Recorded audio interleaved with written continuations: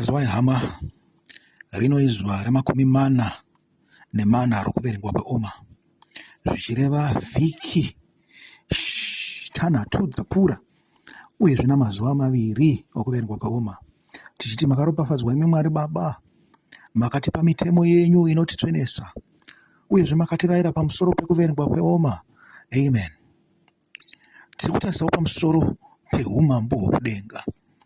Tose tinozviti vaKristu takagadzirwa kuti tinge tichiadvansa umambo hwokudenga. Zvikanzi asi varume vane simba vanohutora nechisimba. Amen. Hatingazivi kuti zvinoreve chii izvozvo. Zvingareve kuti vanhu vasiri veumambo hwokudenga, zvogorevawo kuti vanhu vanenge vari veumambo hwokudenga. Tinozvinzwa pana Mateo 11 ichiona Jesu Kristu achitaura pamusoro paJohani Mubhabhatidzi achiti, ndinokuudzai chokwadi kuti pavanhu vose vakaberekwa navakadzi hapana mukuru kuna Johani Mubhabhatidzi, asi mudukusa muushe hwokudenga mukuru kwaari. Kubva pamazuva aJohani Mubhabhatidzi kusvikira zvino, umambo hwokudenga hwanga huchipfuurira mberi nechisimba, uye varume vechisimba vanohutora. Nokuti vaprofita vose nemirayiro vakaprofita kusvikira pana Johani. Kana muchida kuzvigamuchira, ndiye Eria akanga achizouya. Uyo ane nzeve dzokunzwa ngaaudzwe. Amen. Zvikanzi varume vechisimba vakanga vachihubata nechisimba. Aikazvo. Asi munoziva here kuti shoko raMwari kana misinziketo yedu yatinenge tinayo inotoda kuti titange tatenderwa. Izvo hazvina kungotaurwa kuna Jesu chete, asi Jesu wakazvizadzisa, achizadzisawo mashoko akanga ataurwa kare navaprofita. Vamwe vanofunga kuti unofanirwa kuiswa maoko pamusoro kuti unge une shoko resimba, kuti ukwanise kuita basa raMwari. Asi kwete, kuisa maoko pamusoro zvingori symbolic, zvangofanana nekudururwa mafuta pamusoro pako uchinzi waita sei, waropafadzwa. Kana kuti waitwa sei, kana wadirwa mafuta unenge wayereswa sort of, unenge ndichazozvifunga kuti zvinonzi kudii, kuzodzwa, unenge wazodzwa, zvinoreva zvinhu zvimwe chete izvozvo. Asi ngatitarirei kuti authority yedu isu samaKristu, sevanhu vanozviti maKristu, tinoiwana kupi. Tingatangire zvedu pashoko, shoko rinobva kuna Mateo 28 kubva pavhesi 16 kunonzi kutumwa kukuru. Zvikanzi ipapo vadzidzi 11 vakaenda kuGarirea, kugomo ravainge vaudzwa naJesu kuti vaende. Vakati vamuona vakamunamata, asi vamwe vakakahadzika. Ipapo Jesu akasvika pavari akati, simba rose kudenga napanyika rakapiwa kwandiri. Amen. Naizvozvo endai mudzidzise ndudzi dzose, muchivabhabhatidza muzita raBaba neroMwanakomana neroMweya Mutsvene, uye muchivadzidzisa kuti vachengete zvose zvandakakurayirai, uye zvechokwadi ndinemi kusvikira pakuguma kwenyika. Amen. Saka tiri kunzwa inonzi authority ichibva kuna Ishe wedu Jesu Kristu. Zvikanzi simba rose rakapiwa kwandiri. Naizvozvo isi tinopiwa simba, asi simba sezvatakambotaura kuti rine migano. Tofanira kuona kuti hatisi kupfurikidza simba ratapiwa here, uyezve hatisi kushotesa pasimba ratakapiwa, hatisi kuita zvakakwana. Muri kuzvinzwa? Yatimboenda pane mamwe mashoko anotitaura pamusoro pesimba rokudenga, uyezve malimits esimba rokudenga. Yatitarisei magwaro, tichitarisa isusu kunani, kuna tomboti totarisa zvedu kuna Samueri. Samueri ndiye mwana anotaura zvinhu zvakada kudai. Makaenda kuna Samueri 9, endai kuna Samueri 9, makanobva zvenyu kana kuti pavhesi 5. Ngatitangire pavhesi 5. Zvikanzi pavakasvika mudunhu reZufi, vakanga varasa mbongoro dzababa Sauro dzakanga dzarasika. Manzwa ati kutaura anoenderana nekuzogadzwa kwakaitwa kana kuzozodzwa kwakaitwa Sauro kuti anzi ava mambo waIsraeri.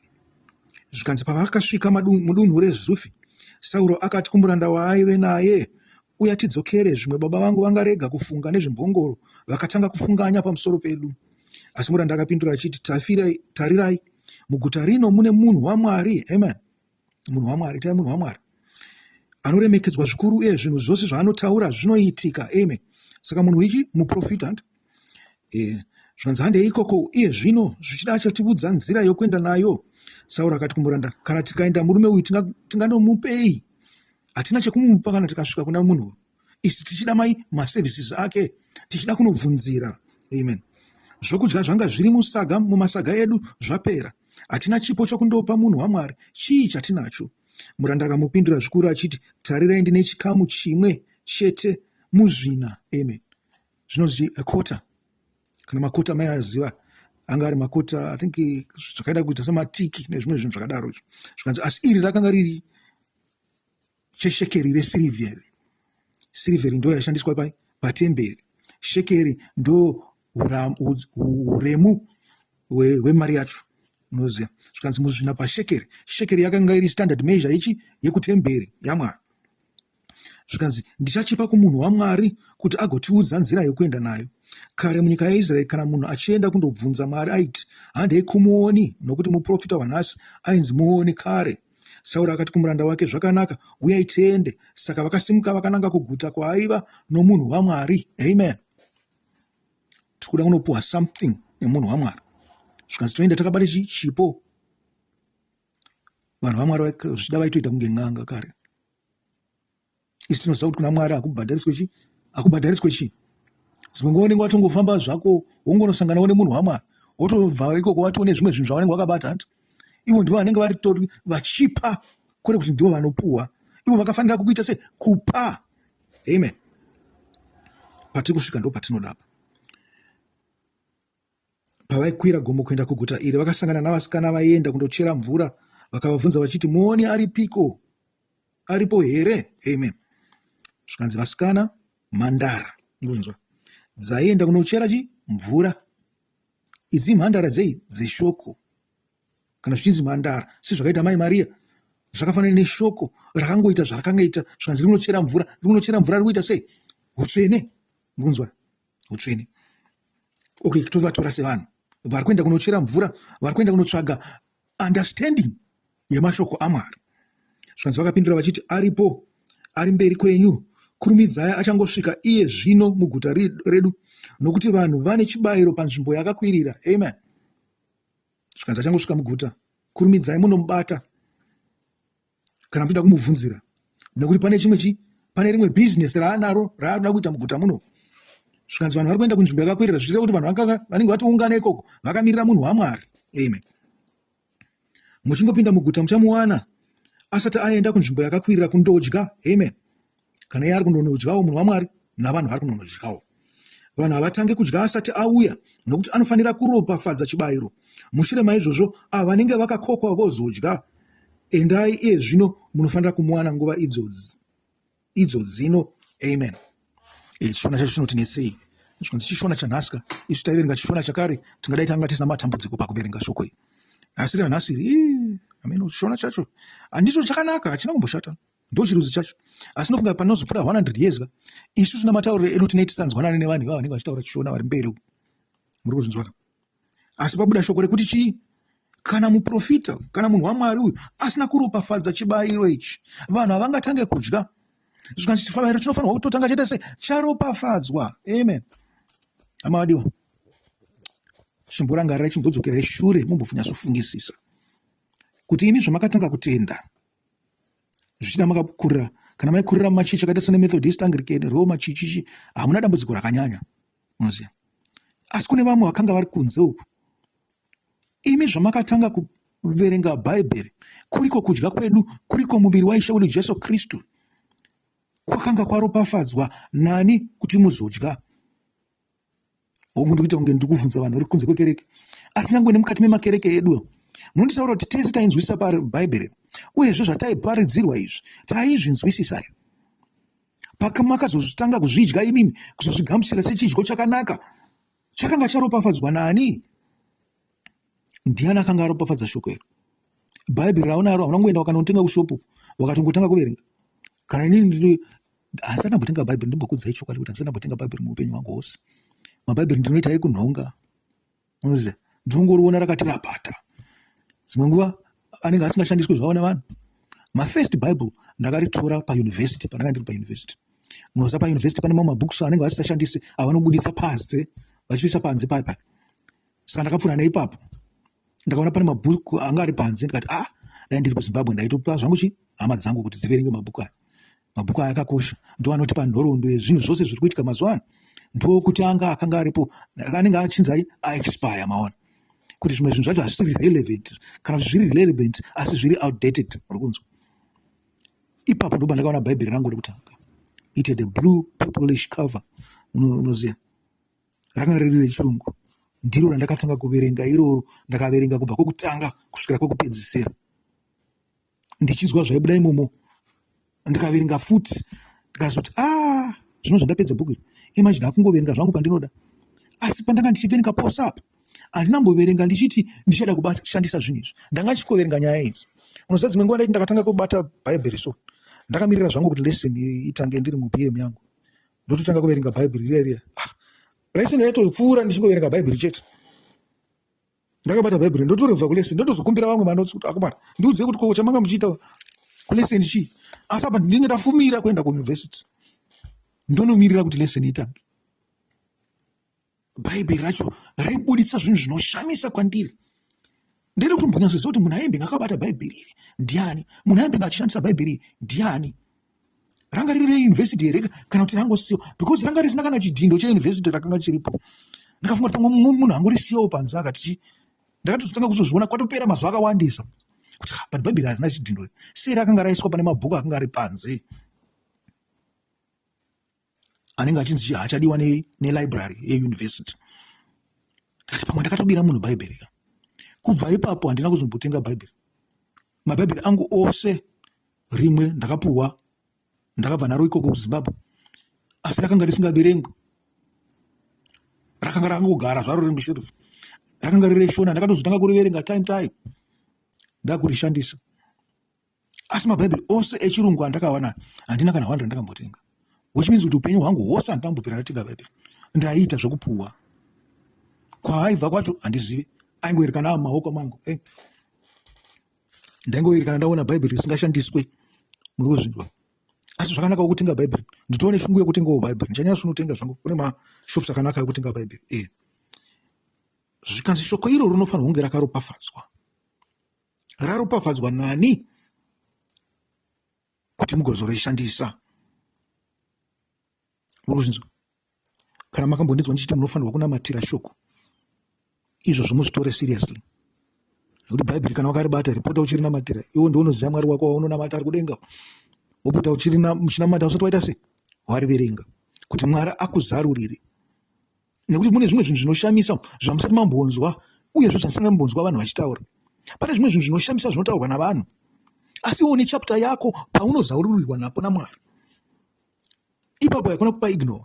Nekuti kubatanidzwa kuhungwaru hwaMwari, vamwe vanongoita neruzivo rwavo rwenyika, asi dzimwe nguva iwo unokwanisa kuzarurirwa nedenga. Muri kupanzwa? Zvikanzi asi Ishe wedu akataura kuti ndakapuhwa simba rose, iko zvino izvi ndinokupai simba. Ndakukuitai kuti chiendai munoparidzira vanhu, muchivaparidzira zvamakanzwa nezvandakakuudzai nezvandakakudzidzisai. Muri kunzwa? Vadzidzi vakapuhwa simba rokuti vapote vachienda vachiparidzira vanhu, vachivabhabhatidza muzita raBaba nereMwanakomana neremweya anoyera. Hanti zvikanzi kubhabhatidza uku yativerenge mamwe mashoko tinoda ratinofanirwa kupuhwa, ratinofanirwa kunyengeterawo. Hande pana 1 John 18 apa tichaita chiverengwa chikuru. Nhasi riri sabata raMwari, musi wani? Musi wa 16. 1 John 18. Yatitangire zvedu pana 1 Johani, pana John, the Gospel of John, Johani 18 kubva paverse 28. Toda kutarisa Pirato, kuti Pirato simba rake rinobva kupi.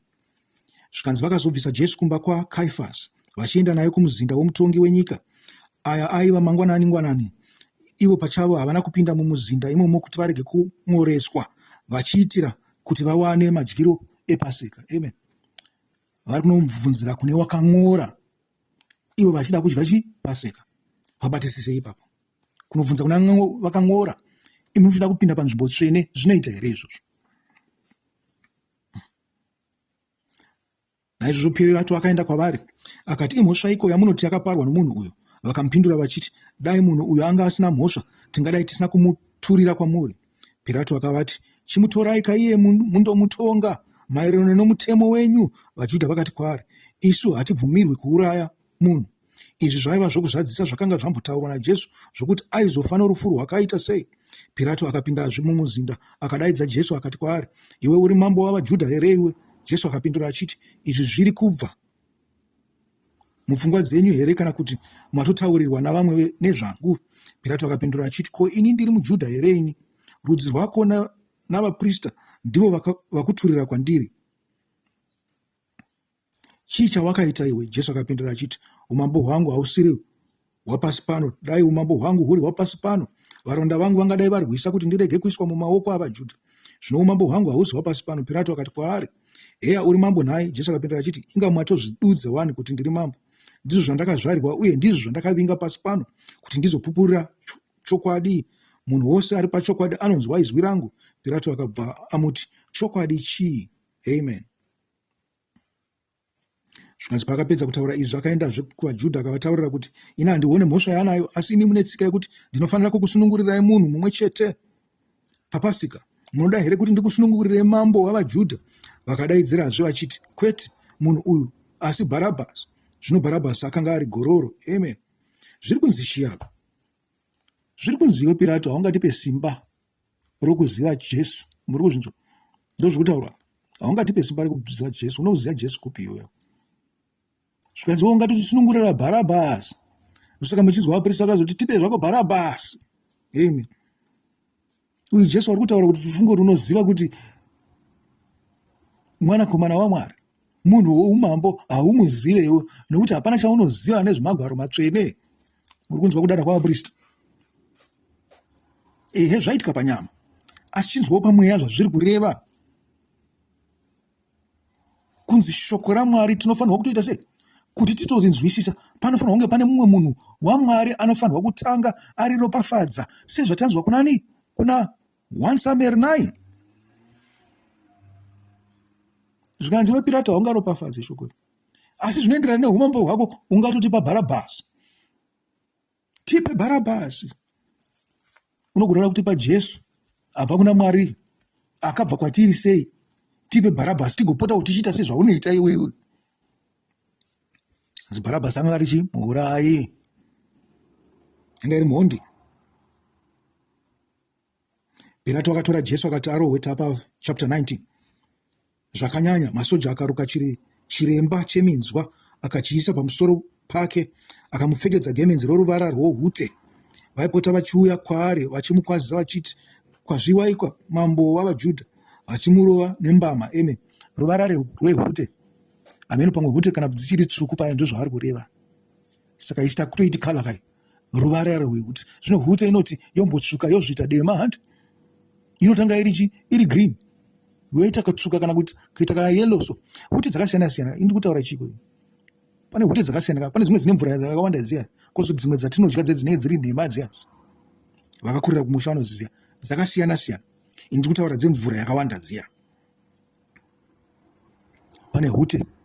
Dzimwe hute dzatinokwanisa kutaura nadzo pamusoro pechi ma-olives ihute futi. Handizive pane rimwe zita ravanoshandisa muchishona. Asi dzinokwanisa kunge dziri hute futi.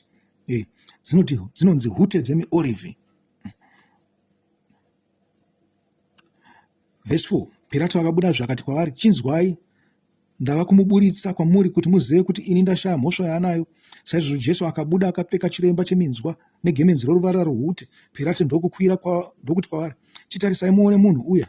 Vaprista vakuru namapurisa pavakamuona vakabva vadaidzira vachiti, ngaarovererwe pamuchinjikwa, ngaarovererwe pamuchinjikwa. Pirato akati kwavari, chimutora kaemi mundomuroverera pamuchinjikwa nokuti ini ndashaya mhosva yaanayo. VaJudha vakamupindura kuti, isu tine mitemo yedu.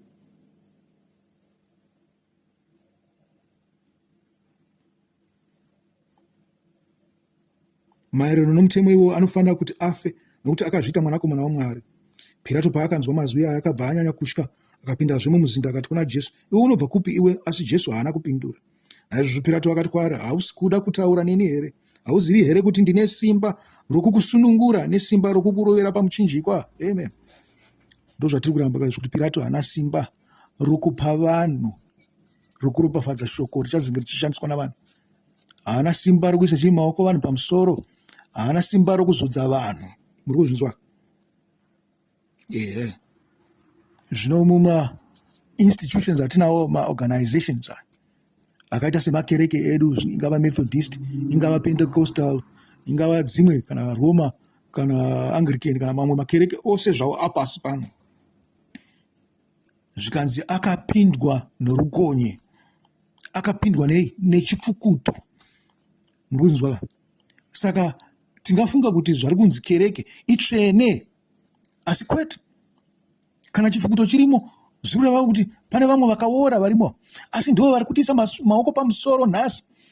Mati zvichagonaka nesu here? Mwari ngaatinzwire nyasha.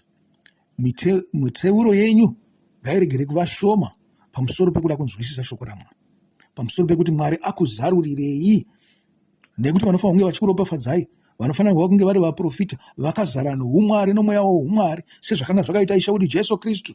Handivo vari kutiisa maoko pamusoro. Zvichita nyika iri kungoramba ichibva pane kumwe kuipa ichienderera mberi nekumwe kuipa kwakanyanyisisa. Amen. Tichifaverenga zvakare, zvikanzi naizvozvo Pirato akati kwaari, hausi kuda kutaura neni here? Hauzivi here kuti ndine simba rokukusunungura nesimba rokukuroverera pamuchinjikwa? Jesu akamupindura achiti, hamungavi nesimba pandiri kana musina kutoripiwa richibva kumusoro. Nezvo anditurira kwamuri ane chitadzo chikuru kupfuura imi. Amen. Hamadiwa, hamunzwe mhosva here kana muchiendesa vana venyu kumakereke amunopinda? Muri kuzvinzwa? Imi muri madzibaba edzimba dzenyu, musasiyire vamwe kuti vapote vachiudza vana venyu pamusoro paIshe wedu Jesu Kristu. Chinhu chinoda kunamatirwa ichi, shoko rinoda kunamatirwa iri. Ava vanokutungamirirai kumakereke, zvakuma muri kuti munge muchijaja, ina handidi kuvajaja hanti, asi zvinoda kunamatirwa izvi. Nezvizvi Pirato akatsvaka nzira yokumusunungura nayo, asi vaJudha vakadaidzira vachiti, kana mukasunungura munhu uyu, hamusi shamwari yaSiza, nokuti munhu wose anozvita mambo ari kupandukira Siza. Pirato paakanzwa mazwi aya akaburitsa Jesu panze, iye ndokugara pachigaro chokutongera panzvimbo inonzi Chirongwa namafendefa, kana kuti Gabhata nechibhehebheru. Zvino iri rakanga riri zuva rokugadzirira Pasika, yakanga yenge awa ye12 masikati. Akati kuvaJudha, hoyu mambo wenyu. Vakadaidzira vachiti, ngaapfudzwe, ngaapfudzwe, ngaaroverwe pamuchinjikwa. Pirato akavati, kondoroverereiko mambo wenyu pamuchinjikwa here? Vaprista vakuru vakapindura vachiti, hatina mumwe mambo isu asi Siza oga.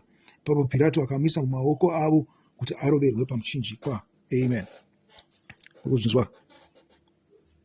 Izvi zvose zvine chekuita neshoko raMwari. Kunzwisisa kwedu kuri dependent nomweya waMwari unouya kwatiri. Zvinhu zvinoda kunamatirwa izvozvo, nekuti since corruption yakapinda mukereke, sekupinda kwaikaita muhurumende yedu, kumberi uko hakuna kunyatsoti twasa. Shoko rinoda kuropafadzwa nemuprofita. Zvino kana iwo usina kutendeka uri mukati meimba yako, Ishe wedu Jesu Kristu anoti achazokupa zvinhu zvoko zvokuti kuchengete. Ndiani? Iwe usina kutendeka pachako.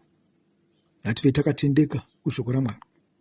Tinoriverenga, tinorinzwa, asi tinoridzidza tichikumbirira mweya usingade pakasviba, usingade panotadzwa, usingade pane nhema kuti uuye matiri, kuti tigokwanisa kuzvigamuchidza kuvana vedu. Tisamirire vamwe kuti vazviite, asi isu pachedu. Hama vadiwa, tinoda simba, hatina simba, tinoda simba, uyezve simba redu rine migano. Tinokumbira iye ane masimba ose, iye Ishe wedu Jesu Kristu, kuti aise simba iri pana vana vedu navanotitevera. Rino ranga riri zuva ra40 rokuverengwa kwaoma, riri sabata romusi wa16 Chivabvu. Ndinoti Mwari ave nemi zvamunenge muchipedzisa sabata raMwari, agokuropafadzai pavhiki yose inotevera. Chisarai.